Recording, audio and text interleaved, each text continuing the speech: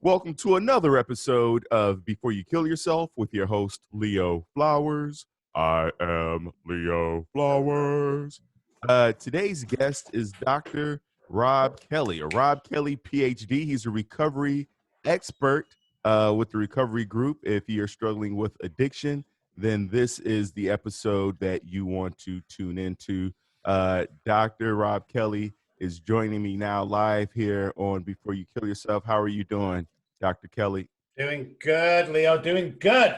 Looking forward to this show all day. So awesome. I love that. You know, I really want to do a deep dive right in. So I'm so fascinated, and I know you have such a passion for this. You know, I've watched you in different interviews, and you've often said that people don't have a drinking problem; they have a thinking problem. Can you elaborate more on that? Yeah, well, the first thing, first of all, is I'm going to tell you how I come to that conclusion. Then I'll tell you about the research I have. So I stood outside many years ago in Manchester, England, outside a liquor store / newsagent at 5 o'clock in the morning. He's not supposed to open until 7, and he can't serve alcohol until 10. It's snowing. I'm stood there in a vest, a pair of shorts, and a pair of flip-flops, and I'm sweating profusely. My banging headache and trembling. I know I'm going to go into DTs unless I get some alcohol in my body. So the guy knows me. He knows that I'm really, suffering. So he opens the door early, lets me in. I put my £10 on the counter, shaking, crazy shaking and sweating. He put the bottle of vodka on the counter, and I grabbed the handle, and this was my reaction. Oh, headaches went, shivering stopped. I was in a great mood. The sweating stopped. And I realized, looking at the shopkeeper, the back of the bottle, back at the shopkeeper, back at the bottle, and I thought, oh my God, it's not the drink. So then I started to research what was that feeling around the alcohol. And we found that relapse happens way before the bottle comes into play. So it's all about self-sabotaging neural pathways, is what I say. I have a predisposition with alcohol. My family's got it. My grandparents have got it. If you're an alcoholic and you want to trace back, just look at your family tree. And it may skip a generation, but it's there. It's a predisposition. I'm born with the alcoholic brain. Now, if I never drink, them guys are usually the guys like running Google, running Apple, running Amazon. The $1 million mind, but as soon as alcohol is introduced, then we start self-sabotaging. We have trauma in our past, of course, because we hear things slightly different to other people with the alcoholic brain because it's on sabotaging mode. So that's what the idea come across. So if it's not the alcohol, because that's the symptom, well, what's the problem? It's in my brain. I have a brain disease. My brain is dysfunctional. It's self-sabotaging. And it's different to the guy next door to me because I have that mental obsession. Yeah, you talked about how, if the alcohol is not involved, they become millionaires. They become, CEOs and top founders. What specifically is going on in the brain? Like, what's being lit up that where that energy is being diverted into something constructive versus something destructive? Well, when we start to stop self-sabotage in the whole world, this is what happens with blinkers. As soon as we stop it, we're off, and our whole life changes. Because we think we're not good enough, we're never going to fit in, we're never going to amount to anything. When the alcohol stops and the redirection of good neural pathways happen, we start to get excited about life, that they want to live now. They want to get up in the morning. And what seems to happen, this is 6,500 patients and almost 30 years down the line that I'm doing this, is the focus is then on things around us. Focus on business, focus on family. Most people go back to the gym. Most people, although it's not recommended, come off certain medications. I mean, they just have this ambition for life that they've never had before. And it's beautiful to watch.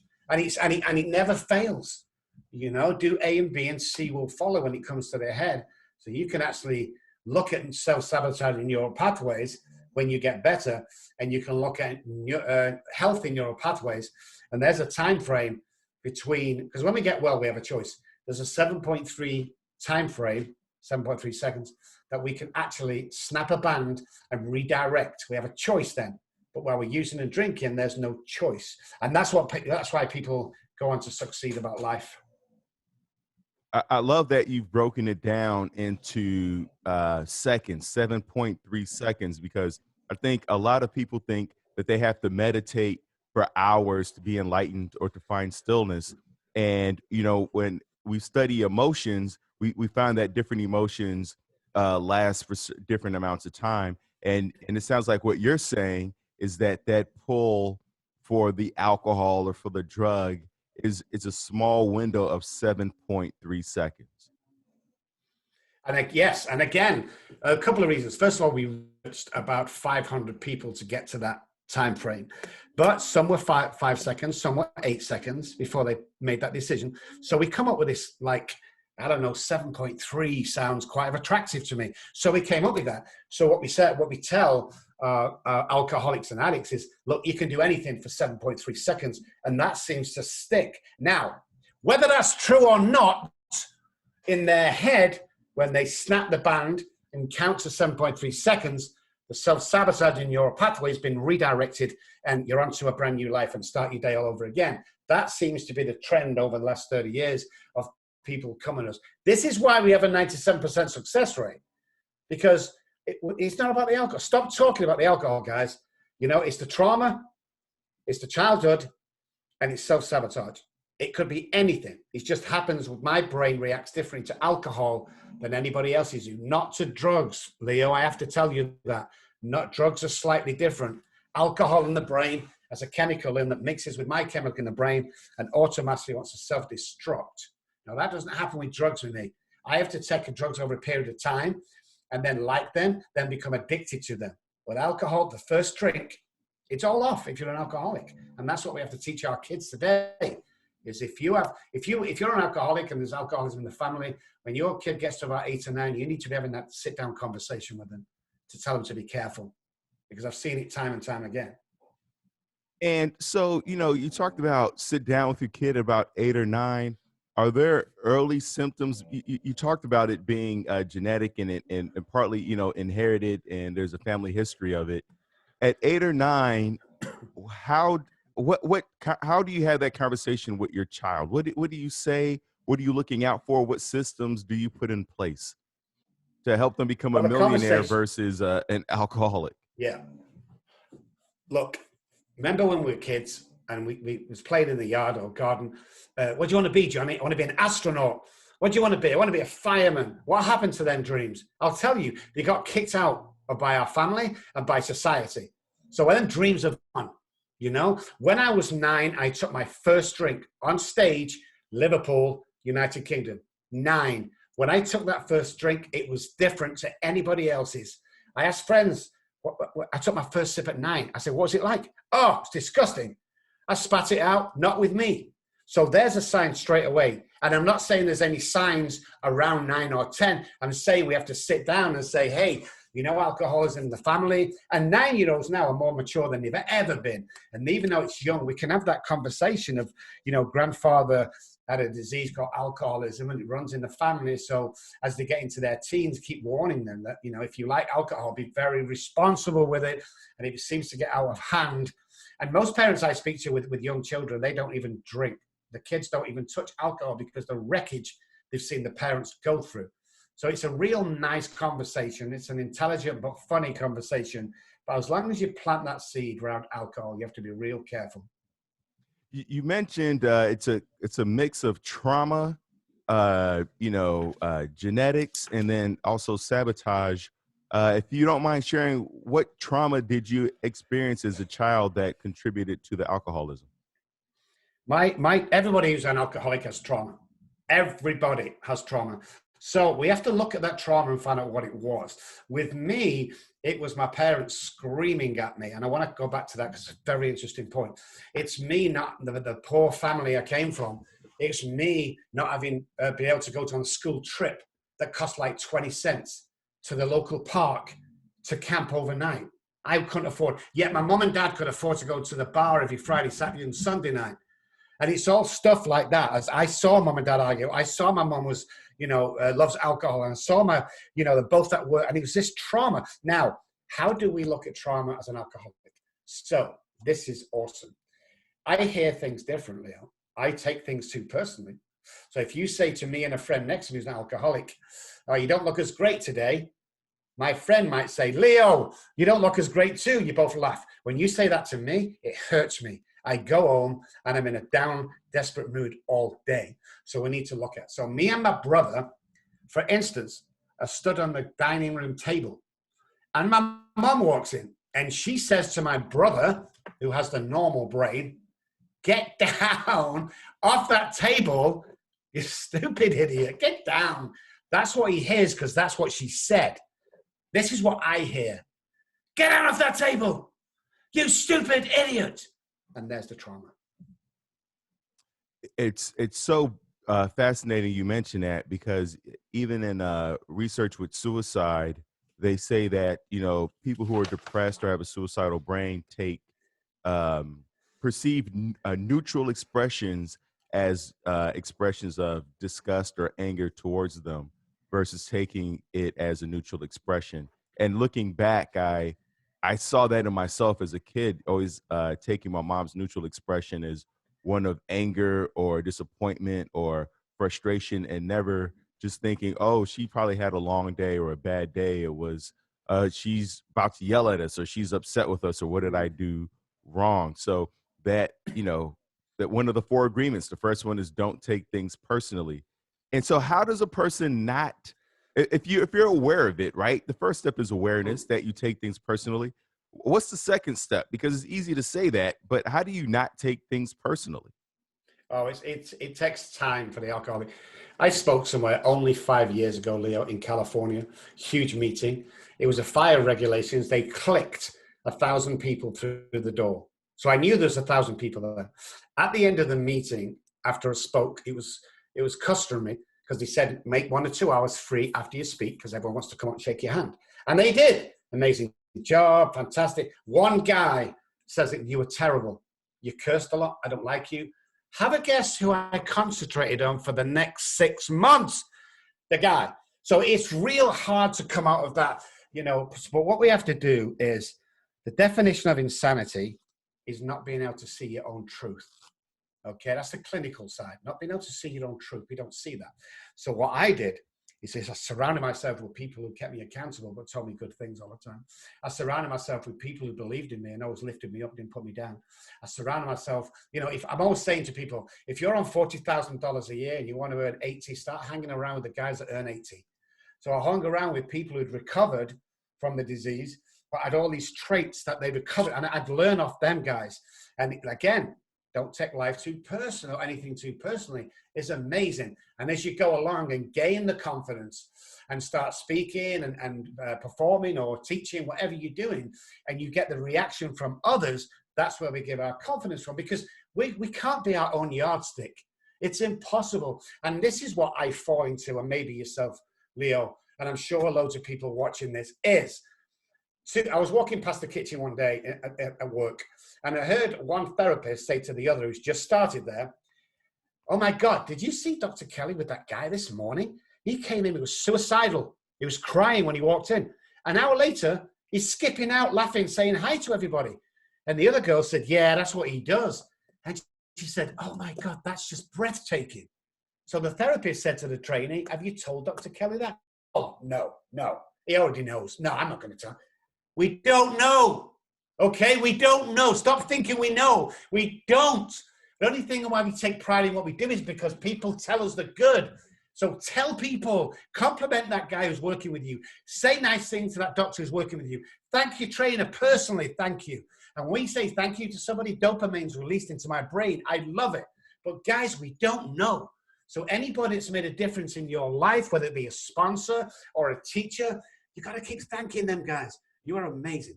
You know, if I tell you a lie often enough, you're going to believe it. But if I tell you a lie real often enough, I'm going to start to believe it. Psychology 101.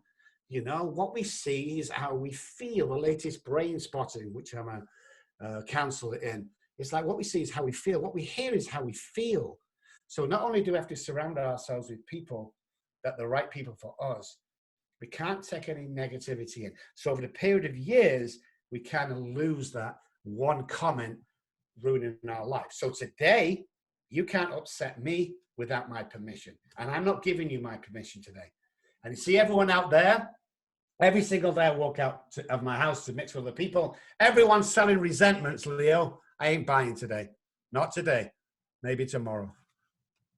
So you have the energy of a guy who stays off the news cycle because, they like to write those titles in first person, like, I'm so destroyed. My life is over. Because I know your part of your treatment is in neurolinguistic programming, and I see it in media titles.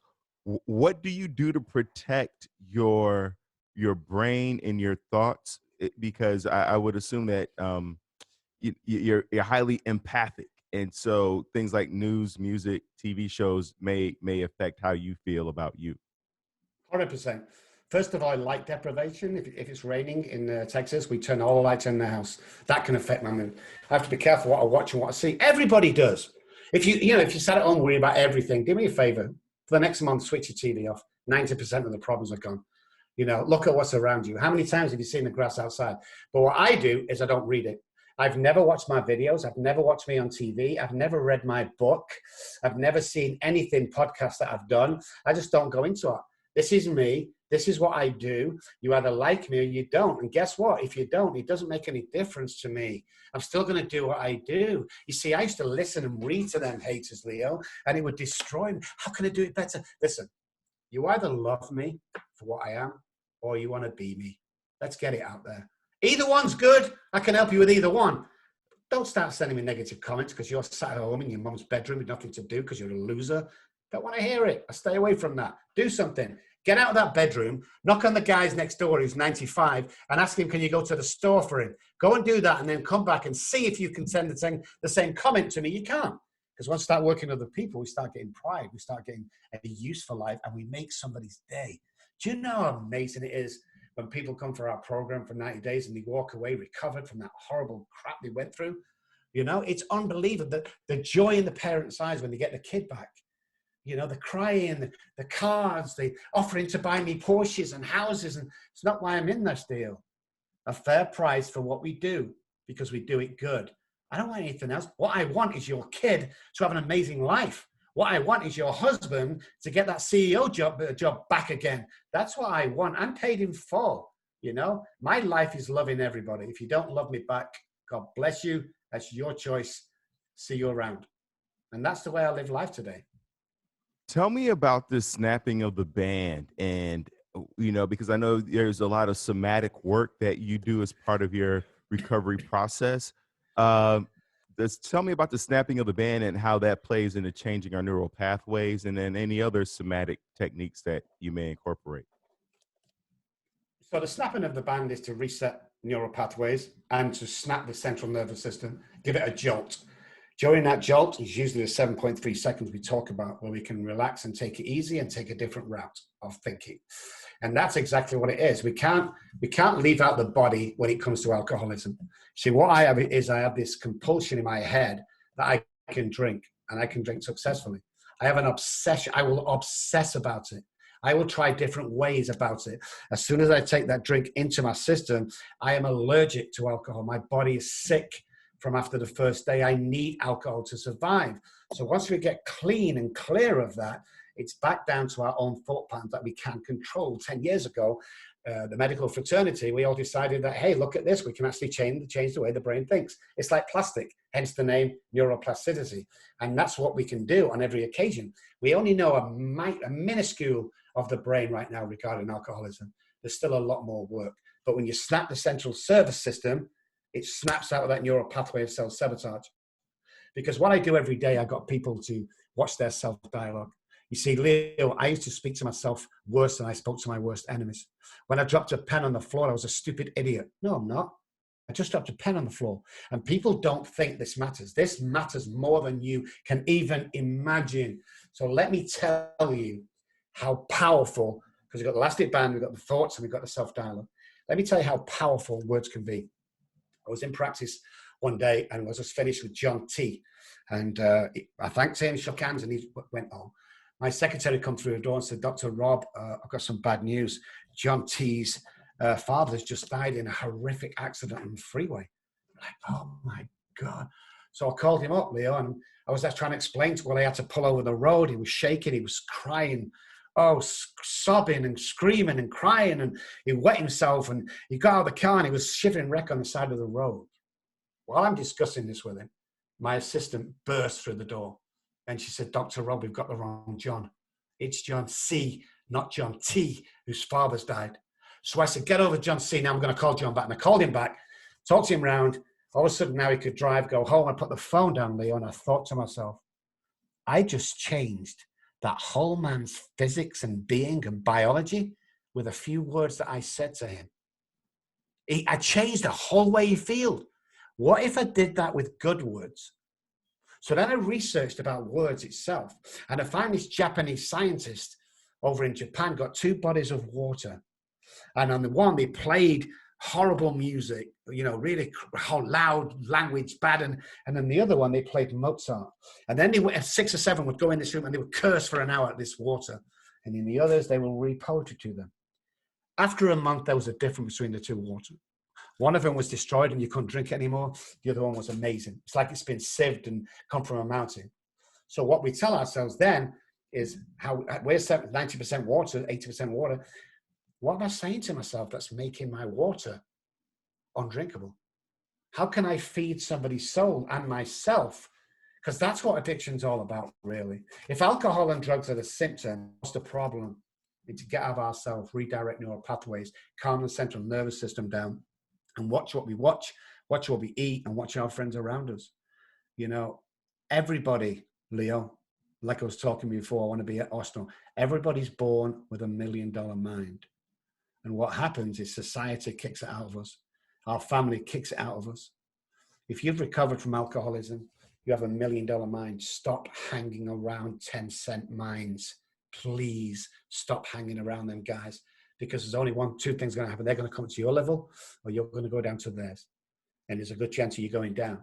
So we have to inspire people. We have to excite people. We have to, learn the craft. That's what I need to do. Learn everything there is to know. I went back for a second PhD at Southampton University for behavioral science, because we can't leave the body and the actions and the giveaway signs that when I'm talking to patients, it's like I know my craft. I know how to turn this around. And it's amazing of the small stuff that happens that we don't know. You see, alcohol will never come to me, Leo, on a Monday and go, hey, Rob, let's have a drink today. It doesn't work like that. You see, a week later, or before, a week before, when I'm sat in the office looking at this girl using a stupid Christmas pen that her mum bought her, and it's now July, and I hate her for doing that, there's my relapse.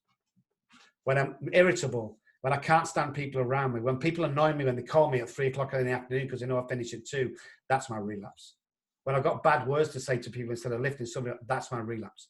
So by the time it gets to picking the drink up, it's too late, guys. It's too late. The damage is already done, because it's not the alcohol, it's your behavior, your thought patterns, your psyche. The whole deal has destroyed itself once again. And unless you redirect, have a guess what?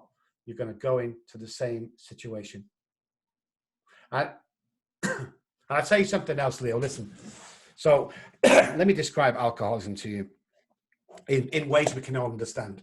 So many years ago in England, there was a girl, 17 years old, pretty blonde. She was snatched off the side of the road into a car and she disappeared. There was a huge manhunt, Leo. Every person in that area came to work, worked overtime. They couldn't find her. In the end, she was down as dead or missing. 7 or 8 months later, a policeman's driving on the car behind another car, and his indicator, his signal light was broken. So he pulled them over. And in England, you don't need any warrants for houses and cars. So he searched his car. He found a stolen screwdriver with no receipt. So he took him back to his house to see what else he had stolen.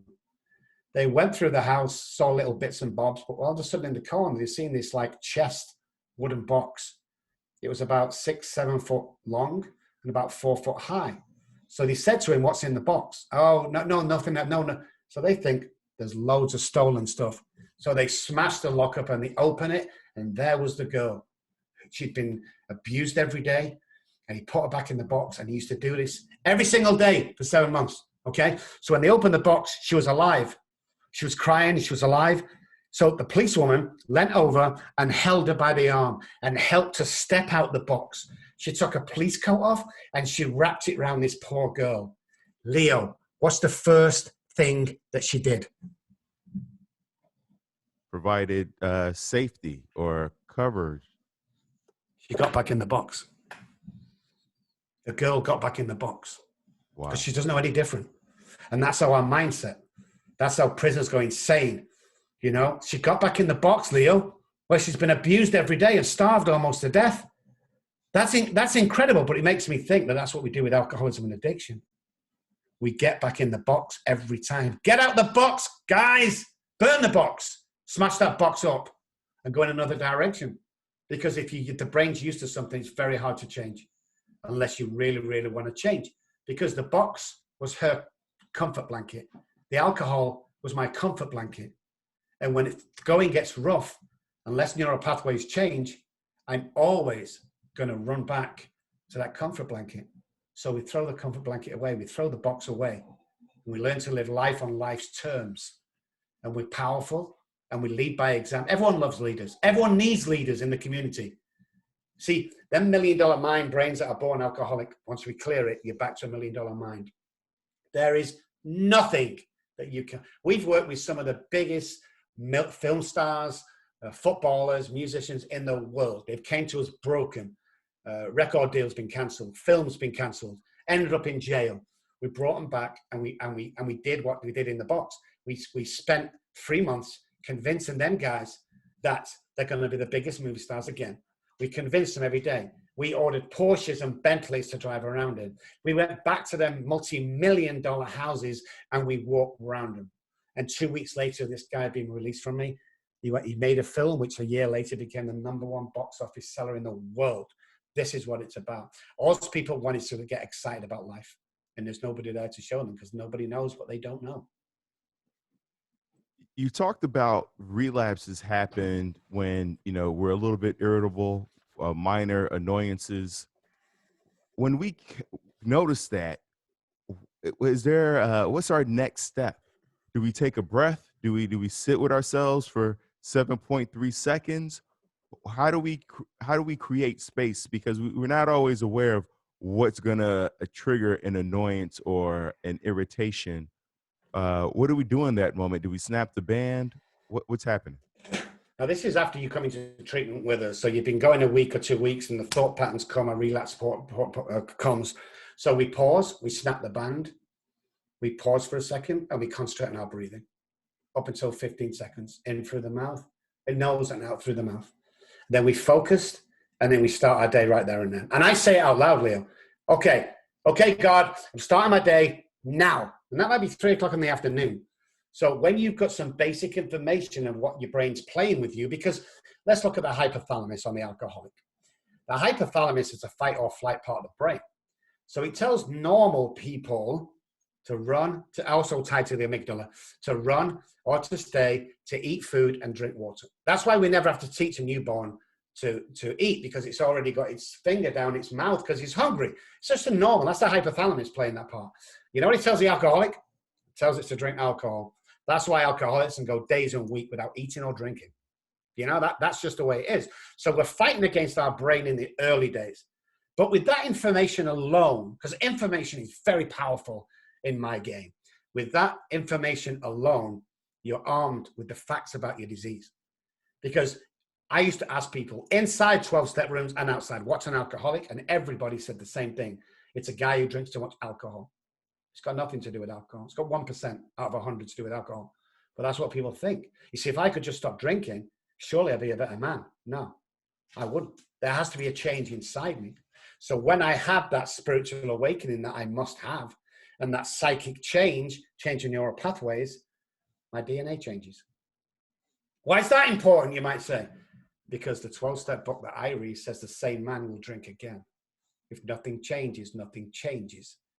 And that was my research about the DNA. It's ever so slight, but I'm not the same guy anymore, and neither are my patients. They're different people. And I truly think this is what's missing in the treatment industry, is we're taking people into treatment for 4th and 5th time, teaching the same stuff they did on the first time and expecting them not to relapse. And that's ridiculous. You know, it's ridiculous, absolutely ridiculous. And we found out some, guys in Florida and playing the insurance companies. This needs to stop, guys. We need to out these people, because what you're doing, taking Johnny in for your fourth time in the same treatment center, costing him $30,000 a time. What are you doing? Where's your buy-in? I'm the only person in the world, Leo, that offers a money-back guarantee if you don't stay sober and have an amazing life. I'll wait a minute. Just let me wait, see if there's anybody else doing that. No, I didn't think so. Come on, guys. We can do better than this. People are dying on a daily basis, and what we're doing, we're looking at the cash register. We're looking at how many guys our salespeople got in that week. Really? You need to close that down, buddy, and buy a car dealership. That's what you need to do. Stay out of our industry if you're not in it for the right reason. Sick of people like that. This is about me, the patient, God, and a great way of life. Put the families back together like we do. Work with the wife. Work with the kids. Get that family unit strong again. Get them sit around at dinner time all together, sharing jokes on what their day was like. Let's get back to the old days. Let's get back to families loving families. COVID was the greatest thing that happened to me in this industry, because out my window here, there's a beautiful walkway, and I saw families walking, Leo, with dogs and babies, and it was a beautiful sign. We need to take something from this COVID and learn from it, that a phone is not your life. Tied to an iPad, tied to a phone. You've seen it. Oh, hang on a sec. No, your husband's trying to talk to you about your love, and you're looking about the latest thing on Facebook. Don't you see how tied you are to Facebook? That Facebook rules your life? We did research about 2 years ago.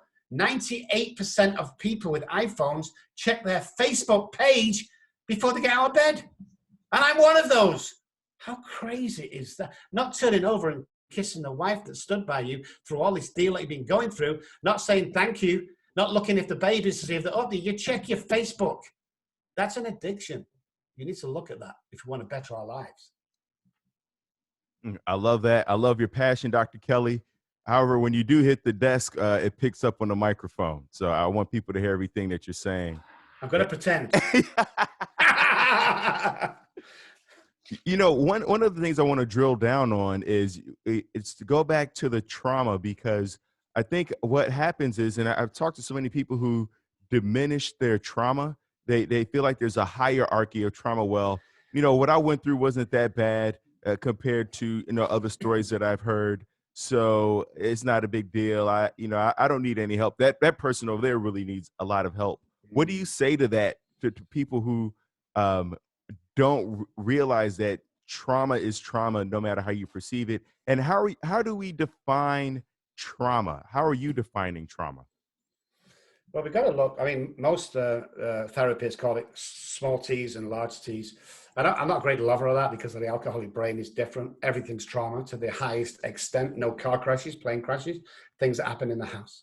So the alcoholic brain with alcoholic parents who are drinking and fighting every night do not know the difference between war in Iraq and war in the living room of the house. And I say that with no disrespect to our soldiers over there. I'm just talking about the mindset. The kids and the guys and the husbands and the wives never know when it's going to kick up, never know whether they'll get this out of their lives. They're walking on eggshells all day, and anything could start at any time. The central nervous system acts the same way. When you see your brother getting beat up by your dad because he's so wasted, he doesn't know what day it is, it's the same thing. So when we look at this trauma, it can be as little as not being able to go on the school trip if you have the alcoholic brain in the family. It could be as little as not, parents can't give you much love because they're all working 12 hours a day each. That's trauma for the kid. We have to really look at what trauma is. And like I say, with the alcoholic addicted brain, there's no such thing as small and big T's. They're all big T's. They're all big trauma. And so the first thing we do, obviously, is we go in denial. Well, I've never had any trauma. I can't think of any trauma. Really? Let me take you back and let's talk about years 2 to 7. And then it starts. Oh, I remember the mom locking me in the cupboard once for like 6 hours. That was okay. Stop. That's trauma. And that's trauma that can go on later to kill you. We have to look at that. We call it going back to the scene of the crime. Let's go back to the scene of the crime. Let's clear all that up. Every alcoholic has trauma. We have to clear that stuff up. Then we need to bring him into the future. And we need to start rebuilding. Because it's like, we call it rebirth, reborn. There's always pain before a birth. Ask any woman that. There's always pain before a birth. It's the same thing on this journey, guys. If you're going through some stuff now and listening to it, and you're a real alcoholic, you're doing this for a reason. Someone's putting you through this terrible stuff you're going through. Like me, I was homeless for 14 months. I stabbed my wife 3 times one night because she wouldn't let me finish drinking. I left my kids in a cinema because I forgot they were there while I went for alcohol. See, these are the things that I've gone through. So I speak from experience. 14 months on the streets. That's trauma. That's huge trauma. I'm still dealing with that today. I have a therapist I see about that. You see, because I've a walk and lost my kids. Never seen the youngest one, aged 1. She must be nearly 30 now. Never seen her. She wants nothing to do with me. My eldest one contacts me 3 years ago on Facebook, and we have a great relationship, and we go over there 2 or 3 times a year, and it's amazing, but it's trauma. The times when the guy next to me, when I woke up, been stabbed to death for his sneakers, and I had on the same sneakers, but I wasn't killed. I just got away with it. That's trauma that I still work on, and people don't realize that. Oh, you're awesome, Dr. Robb. You're amazing, Dr. Robb. I have my own demons like you do. It's just I can get you out of where you are. Are you going to have to see someone for the rest of their life? Probably. I know I do. Just to chat and talk, shoot the breeze or anything like that. It's phenomenal, but man, you've got to be careful. It's the one, with that alcoholism is the one misunderstood disease in the world. And so is trauma as a case study. It's worse than anything else, because if we hold all that trauma down, what happens, the body gets sick, and that's where cancer starts to sprout up. Do you have a morning routine? Something to prep your mind, prep you for the day, to get in your body to be ready to cope with any irritants or annoyances? Oh yes, I'm glad you asked me that. Every single day when I get up, I do what's called a mirror work. It's where I look in my bedroom mirror, and I say I love you 10 times. And what I'm doing is I'm replenishing the subconscious brain, because my subconscious brain wants to kill me and make it look like an accident. So I'm giving you I love you every day, not anything else, just I love you, and it stores up. And when that comes to the prefrontal cortex, it's just before asking that girl out, or just before buying that house or car or job. So I store that in my brain every morning. I do a lot of breathing work. I write down my resentments from the night before on paper, and I make sure I compliment 3 people every day, and make sure that I'm kind and courteous towards all people that I come. Whether you're alcoholic or not, I might be the only face you see of human being today. So when you walk away from me, you're going to be walking away with a smile on your face every single time. And if you don't, I've done something wrong. I need to look at that. So it's all about helping others for me today. So that's my morning routine. How can I be of service to God and my community? Like, we give out thousands of dollars each year to one-parent families in recovery with children who just want that second chance. We buy people small cars, pay the rent for 12 months. We're just kind to everyone else. This isn't my money. It's God's money. Doesn't matter where it is. A wise man once told me that you'll never go broke by giving away. And it's true, So help others, get out of self, snap that band. I love yous in the morning, and say this in the mirror. Today is going to be an amazing day. I would put my life on this. I've never seen a guy not have an amazing day when they say that, because you're prepping the brain for an amazing day. You see, what happened to me, Leo, is I used to say, oh, it's 6 o'clock. What a terrible day I've had. And my other guy, who's a physician, would lean over and go, hey, Rob, was it really a bad day, or was it 5 minutes that you strung on all day? And it was usually the 5 minutes. And that's when we snap the band, refocus, and start the day all over again. And that's the little things. It's the smallest things in the world, Leo, that help me the most and other people, is the things you miss. The dog coming snuggling in the morning, putting his cold, wet nose on your face and waking you up instead of brushing him off. That's a gift. You get up out of a dry bed in the morning, your wife kisses you. That's a gift. You get up out of a bed in the morning. That's a gift. I slept on a bench for a year. That was my dining room, my lunch room, my rest room, and my bed and my library, all on that same bench. Every single time is where I went to that. I was known as my bench. I fought for that bench. Enough of that. We need to take that experience and turn it around. Hey, how you doing today? I love that watch you've got on. Oh, thank you. You've just changed that person's day.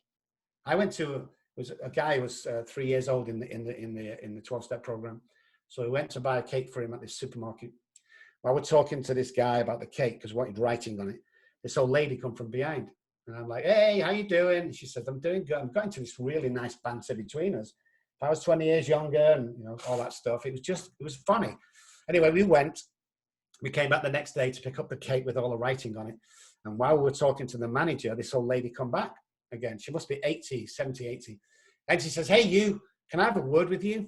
Of course, my alcoholic brain went, oh my God, what have I done wrong? But she pulled me to one side, Leo, and this is what she said to me. She says, I want to thank you for yesterday. I'm like, what? What did we do? You know, the laugh we had? Oh, that's awesome. Yeah, of course. No, why? She said, listen, my husband died 6 months ago, and I've never been able to come back to work until yesterday. I've never been able to walk out the house until yesterday. And you were the first client we saw when we come out. And you changed my day from that laughing and joking. And I want to thank you. And my husband, my dead husband, said thank you for bringing me up and making me know about life and how fun it can be. I had no idea, Leo. I'd have gone for the rest of my life not knowing that. So who else do we affect around us that we don't know? If you can't say anything positive, shut up, guys. Nobody wants to hear it. You know, lift somebody up. It's amazing. It's amazing. I love that. And a lot of people who, you know, are struggling with recovery and coming back. I know it's like a lot of, like, at least for me, you know, for me, it's sugar. I have to beware of my late night binges. What do you do on the nights where you wake up in the middle of the night and feel like you can't go back to sleep? Do you have those nights where you're waking up between like 1 and 3? And how do you use that time, and how do you think about and reframe that time? Well, you've got to remember, I'm not a religious guy. However, I'm a spiritual guy. So there's 2,600 gods, just pick one, is what I tell all the guys. I've been woken up at that time for a reason, and it's to listen, and it's to meditate and see what God wants for me today, that day. And when you listen really carefully, you start to hear stuff that comes into fruition. You see, every day is working for us. Every day there's signs around you, every single time. So this girl come to us a couple of months ago. I don't believe in God. I don't believe in anything, blah, blah, blah. I said, hey, let's think of something crazy. If you saw a life-size panda in the next 2 or 3 weeks, would you believe in God or some God? 2,600, just pick one. Yeah, of course it would. It'd be a sign. It's okay. Somewhere, somehow on the internet, because she was searching me, I'm stood next to a life-size panda outside a Chinese restaurant, and it hit her right in the face. These are the things happening every day that we don't notice. So start looking for them signs around you. There's lots of birds, feathers, you know, incidents. What you think is just, oh, it's just, no, think about it. Think about what's happening around you on a daily basis and try to become aware. So at nighttime when I wake up, that's the stuff I concentrate on. What did I see yesterday? And what did I miss yesterday? Because people will come in front of you for a reason. If you're bumping against that homeless guy and nobody else is on the sidewalk, somebody's put that there. Do something. Now, my friends always give me a hard time. I'll stop at the signal light and the guy's there. I give him $10. And they all say, oh, you know what he's going to do with that, don't you? And my reply is, well, good. Good, because that's what I did when I was on the streets. Plus, that's none of my business. My business is to give. What he does with that money, it's de minimis. It's of no concern to me, because that's what I'm meant to do. I'm meant to give and help people. And that's what I do. And the next day, I go back to sleep. It's usually about 3 o'clock. They call it the witching hour. It's usually about 3 o'clock when I wake up for an hour or something. But yeah, take that time for you. That's your time. I love that. And a last question, and I ask this of all my guests, because I always imagine there's one person listening in who may be on the precipice of wanting to end their life. Before you kill yourself, what would you say to them, Dr. Kelly? Guys, it's a permanent solution to a part-time problem. You know, you've got to really think, this isn't about you. Stop thinking about yourself for a second. Think about the family you're going to destroy after you go. And listen, I really want to tell this. I'm saying this out of the kindness of my heart and giving back. Call me. I'm going to give you my cell phone number right now. My cell phone number, not my assistant's, not my secretary, my phone number. Call me. Call me, guys, if you're in that situation. I want to be here for you. I'm going to tell you right now, if you call me, because you're really down, suicidal, anything like that, you're doing me the favor. I'm going to be the one gaining out of this. So listen to this. 214-600-0210. I'm going to say it again. 214-600-0210. It's a direct line from me. If I don't answer, I'm with a patient, leave a voicemail. I'll call you back because I will change the way you think in 5 minutes. I guarantee it. And do you know if that doesn't happen, you can come over to San Antonio and pick up my Mercedes McLaren that I will give you the keys for if it doesn't work. And do you know why I can offer that? Because I know my craft, guys. Life is for living. You've been chosen out there. Listen to this. Call me. Let's build this wonderful. I'm not going to sell you anything. The hell am I going to sell you? I just want to talk to you, direct you, and give you the key to life, man, which is just, everybody used to love my life but me, Leo. And when I really started giving back, look, homelessness to one of the best addiction minds in the modern addiction world. Are you kidding me? TV shows going out to 18 million people. Are you kidding me? Books being sold. The last thing my daughter said to me when they took them off was, Daddy, Daddy, please stop drinking. That's what the book's called. Daddy, Daddy, please stop drinking. All the proceeds, not profits, all the proceeds of that cheap book go back out into communities around the world. Because this is what it's about, man. So if you're struggling, guys, there's always a way. I tried to commit suicide 6 times, and on 2 occasions I succeeded and my heart stopped. And somebody saved me on 2 occasions. Let me be that person that saves you, please. Dr. Kelly, thank you so much. What's your dog's name in the background? Who wants to be a part? Okay, so my wife is American. She has a British car, Land Rover. She has a British husband. We have 3 English bulldogs. And that outside is Bentley, also known as Benny Beans. We also have Mackenzie, also known as McKay or Princess Peach. And then we have Tobias, who's 1, and he's known as Toby the Whack-A-Mole. He's always jumping up on your knee. I love it. I love it. Thank you so much. Tell people where they can find you, where they can reach out to you. I mean, you gave us your phone number already. Are there, talk to us about the recovery group and how they can reach out. So Robb Kelly Recovery Group is all my platforms. So do a search engine, any search engine, Dr. Robb Kelly, and you'll see everything I'm about. I spell my name with 2 B's, guys. ROBBKELLY.com is the website. Reach out to us. Let's talk. Let's give you some advice. Let's make your day. That's where you can find me, guys. Loads of podcasts on there, loads of talks. The book is available for Amazon and Walmart. We'd appreciate if you buy it. But hey, if you can get it free on download, because some of you can get it free. Free stuff's always good. That's where you can find me, Leo. Thank you so much. Thank you so much, listeners, for tuning in. Remember, this podcast is not a substitute for you going to get help. For you calling the 1-800-SUICIDE or 1-800-273-TALK, or checking out the Robb Kelly Recovery Group down there. Is it San Antonio, right? Where are you at? Yeah, we have offices in San Antonio, Manchester, United Kingdom. We have offices in Mallorca in Spain and Zurich, 4 offices around the world. I love it. And you can always go to thrivewithleo.com for one-on-one coaching with yours truly. Let's get to tomorrow together. Thank you so much, Dr. Kelly. Thank you so much, Leo.